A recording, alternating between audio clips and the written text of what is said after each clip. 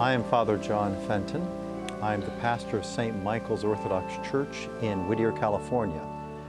I'd like to talk to you today about the Orthodox West, and most specifically, the traditional Mass, which we call the Liturgy of St. Gregory.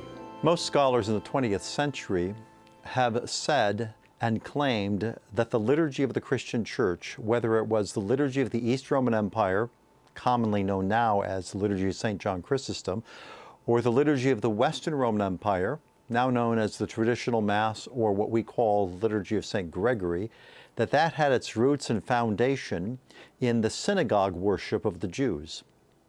But many scholars now have made a compelling argument, both Christian and Jewish scholars, that the Christian liturgy actually dates back to the First Temple liturgy, the temple built by King Solomon, and the liturgical rites that were used there.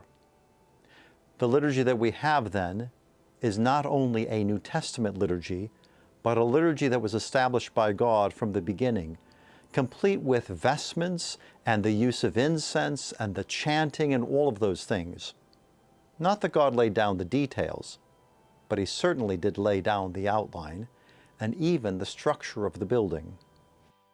This Liturgy of St. Gregory, as we call it, is an ancient form that informs all the types of liturgies that have been done in the churches of Europe and America. It is an ancient form that has a distinct pattern that all sorts of Christians throughout the world would recognize. But it's also an ancient form that has from time to time been tweaked or changed. And sometimes those changes are very subtle, like adding a hymn, such as the Lamb of God hymn, the Agnus Dei. In other places, the orientation has turned.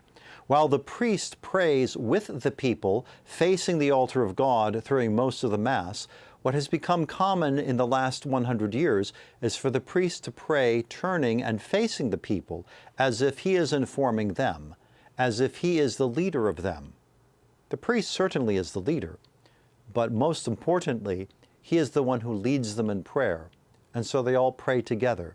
One of the things you'll recognize then, if you walk into an Orthodox church, whether it is of the Orthodox Western tradition or the Orthodox Eastern tradition, you will notice that the priest most often is facing the altar with the people, or what some would say, he has his back to the people.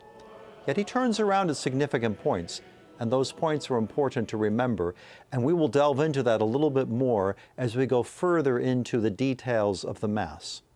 But for now, suffice it to say, the Liturgy of St. Gregory that is used in the Orthodox West is the ancient form, and we retain that ancient form, having received this treasure, this tradition, and trying to keep and maintain it in the way that we've received it, for that we are the custodians of this treasure, not those who try to shape and inform it to fit our own desires.